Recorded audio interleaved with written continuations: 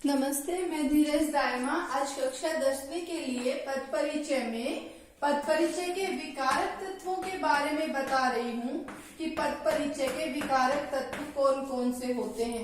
ये 3 होते हैं। इसमें आते हैं लिंग, वचन और कारक। अगर हमारे पास में लिंग और वचन के पूरा चैप्टर लेते हैं, हम बहुत पहले हम इनको पढ़ चुके हैं। लिंग क्या होता है? जो शब्द स्त्री या पुरुष जाति का बोध कराते हैं। वचन एक या अनेक व्यक्ति वस्तु के बारे में बोध कराते हैं। तो बहुत लंबा चैप्टर हो जाता है। यहाँ पर हमें केवल ध्यान रखने योग्य बात होगी क्या कि लिंग के लिए सदैव पुल्लिंग शब्द, सदैव स्त्रीलिंग शब्द हम याद कर लें कि सदैव स्त्रीलिंग कौन कौन से होते हैं। जैसे नदियों के नाम, सारी नदियों के नाम स्त्रीलिंग है। केवल ब्रह्मपुत्र नदी को छोड़कर लिपियों के नाम, सभी लिपियां देवनागरी, गुरुमुखी, रोमन लिपियां सारी स्त्रीलिंग में होती हैं।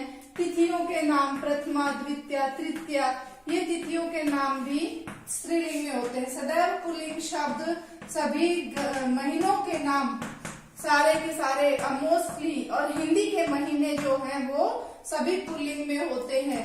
पर्वतों के नाम पुल्लिंग में होते हैं। महासागर, महाद्वीपों के नाम पुल्लिंग में होते हैं। तो इस तरीके से करके ये सारे बहुत बड़ा चैप्टर हो जाता है। अगर किसी बच्चे को ये याद नहीं रहते तो सबसे आसान तरीका है किसी भी शब्द के लिंग का पता करने के लिए कि उसमें लिंग कैसे हम पता कर सकते हैं।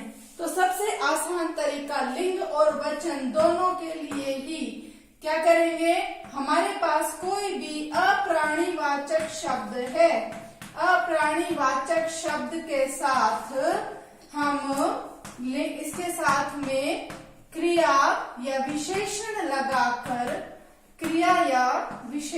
लगाकर उसके लिंग और वचन की पहचान कर सकते हैं। लगाकर लिंग और वचन की पहचान कर सकते हैं। कैसे? हमारे पास कोई शब्द दे रखा है पुस्तक, इसके साथ में हम वचन लिंग विशेषण लगाकर देखेंगे। बड़ी पुस्तक, बड़ा पुस्तक, कौन सा शब्द सही बैठ रहा है वहां पर? तो बड़ी पुस्तक। अगर ग्रंथ शब्द है हमारे पास में तो ग्रंथ के साथ में बड़ी ग्रंथ या बड़ा ग्रंथ, तो बड़ा ग्रंथ शब्द इसके साथ सही बैठ रहा है। तो इस प्रकार से हम किसी अप्राणीवाचक शब्द का लिंग और वचन पुस्तक है या पुस्तक हैं, तो है अगर होगा तो एक वचन है और हैं क्रिया से पता चल जाएगा, तो ये जो है वो बहुवचन होगा। तो इस प्रकार से हम किसी भी शब्द के लिंग और वचन की पहचान कर सकते हैं। तीसरा इसमें पॉइंट है कारक। कारक क्या होता है? कार्य को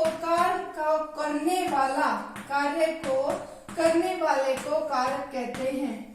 कारक के 8 भेद होते हैं। कारक क्या होता है? वाक्य में संज्ञा या सर्वनाम का क्रिया के साथ संबंध बताने वाले शब्दों को कारक कहते हैं। संज्ञा या सर्वनाम का क्रिया के साथ संबंध बताने वाले शब्दों को कारक कहते हैं। वाले शब्द कारक कहलाते हैं। अब इसके बाद में है कारक के 8 भेद हैं। कौन कौन से? कारक को कहते क्या है? क्रिया को करने वाला कारक। कारक के 8 भेद। सबसे पहले कर्ता कारक। कर्ता का विभक्ति चिन्ह ने। अगर हमारे पास विभक्ति चिन्ह नहीं दे रखा, राम खाना खाता है, तो हमें कैसे पता चलेगा कि कारक यहाँ पर कौन सा है? यहाँ पर अगर ने विभक्ति चिन्ह, कर्ता कारक, काम को करने वाला, इसमें काम को करने वाला, इसके साथ में विभक्ति चिन्ह नहीं दे रखा, तो हम क्या करेंगे? हम यहाँ पर क्रिया है, क्रिया से 2 प्रश्न पूछेंगे, क्या खाता है और कौन खाता है। तो जो क्या का उत्तर आएगा वो तो होगा कर्म, और जो कौन का उत्तर आएगा वो होगा कर्ता। तो इस प्रकार से हमें कर्ता और कर्म के बारे में पता चल जाएगा। दूसरा इसमें कारक का भेद है, कर्ता के बाद में दूसरा भेद है कर्म कारक। कर्म का विभक्ति चिन्ह को होता है। क्रिया का व्यापार का फल जिस पर पड़े, क्रिया का प्रभाव जिस पर पड़े, उसे हम कर्म कारक कहते हैं। इसका विभक्ति चिन्ह मैंने बताया को, यहाँ पर मैं इसको स्टार लगा रही हूँ कि ये को शब्द है, ये यहाँ पर भी प्रयोग होता है, एक जगह और भी प्रयोग होता है। कब होता है वो मैं बताऊंगी अभी। पहले कर्ता कारक, इसका विभक्ति चिन्ह ने, काम को करने वाला, कर्म कारक, इसका विभक्ति चिन्ह को, क्रिया का जिस पर प्रभाव पड़े। अगर हमारे पास इसमें विभक्ति चिन्ह नहीं दे रखे हैं तो हम कर्ता और कर्म की पहचान कैसे करेंगे? कोई भी वाक्य दिया हुआ है उसमें हम क्रिया से 2 प्रश्न पूछेंगे। क्रिया क्या है? खाता है क्रिया है। 2 प्रश्न पूछे, क्या खाता है? खाना। कौन खाता है? राम। तो जो क्या का उत्तर आया वो होगा कर्म, और जो कौन का उत्तर आया वो होगा कर्ता। इसके बाद अगला है, इसके बाद में करण कारक, इसका विभक्ति चिन्ह होगा से, के द्वारा जिस कार्य, जिस साधन के सहायता से कार्य किया जाता है, जिस साधन की सहायता से काम किया जाए उसे हम कहते हैं करण कारक। जैसे हमारे पास सेंटेंस है, वह मैम चौक से लिखती हैं। किसकी सहायता से काम किया गया? चौक की सहायता से काम किया गया। तो चौक से लिखती हैं, यहाँ पर जिस चीज की सहायता से कोई काम किया गया है उसे हम से विभक्ति चिन्ह है इसका, इसको हम कहेंगे करण कारक। से को भी मैंने यहाँ स्टार लगाया है, क्यों? क्योंकि एक जगह और से आएगा वहां पर, और इसमें दोनों में अंतर होना चाहिए। नेक्स्ट है इसके बाद में संप्रदान कारक, कर्ता जिसके लिए कोई कार्य करता है, इसके विभक्ति चिन्ह होंगे को, के लिए, के हित के लिए, जिसके हित के लिए कोई कार्य करता है वहां संप्रदान कारक होता है। जैसे इसके लिए 2 सेंटेंसेस देखना, एक तो है कि माँ बच्चे को रोटी देती है, बच्चे को खाना देती है। तो इसके लिए खाना देना, और बीच में विभक्ति चिन्ह क्या प्रयोग किया है? को। एक मैम ने बच्चे को पुस्तक दिलवाई। तो यहाँ पर दोनों ही वाक्यों में को विभक्ति चिन्ह का प्रयोग किया गया है, और दोनों में को विभक्ति चिन्ह का अलग अलग प्रयोग किया गया है। कैसे?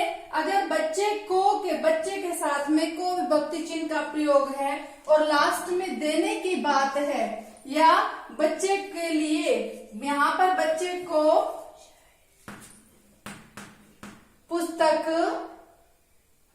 बच्चे के लिए पुस्तक दिलवाई,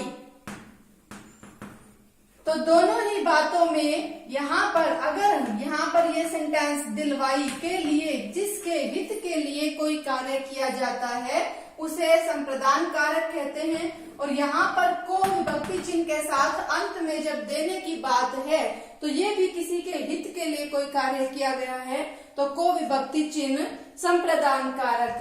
ये भी मैंने बताया को विभक्ति चिन्ह, अगर हमारे पास में जो ये लिखा हुआ है कर्ता के साथ को, कर्म के साथ में भी को विभक्ति चिन्ह है, और संप्रदान के साथ में भी को विभक्ति चिन्ह है। दोनों में अंतर क्या होगा? जब क्रिया में कुछ देने की बात हो और को विभक्ति चिन्ह हो तो संप्रदान कारक होगा, बाकी हर जगह पर कर्म कारक होगा। उसके बाद नेक्स्ट है अपादान कारक।